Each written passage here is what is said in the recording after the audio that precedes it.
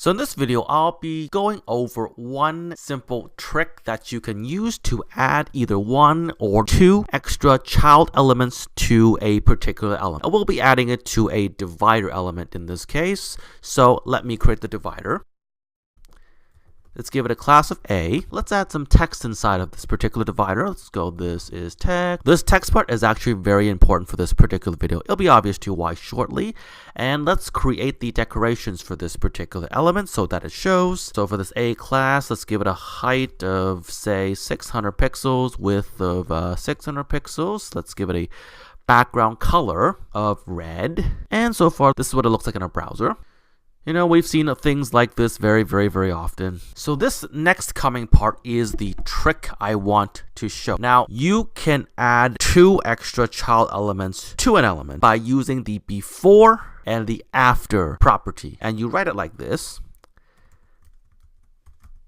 Colon before. Now, this part is a bit complicated, so you expect to review this a few times, play around with it yourself a bit, and it'll become intuitive to you. What I'm doing here is this. .a, which is the class, colon before. What I am doing here is adding an element before the text of this element. I added new child before this text, okay? This element will appear before this particular text. It's stuck as a child to parent A, and this new child element I've created will be displayed before this is text. And this new element can basically be described as any other element.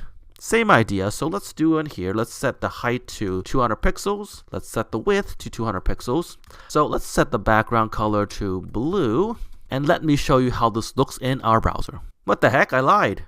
Nothing happens. Hey, where's the element?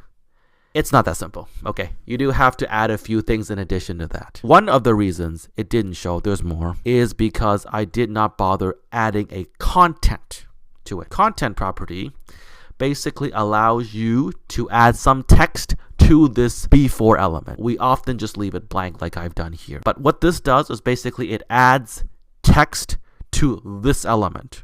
So that's one of the things I need to do to make this element. Let me show you the second one.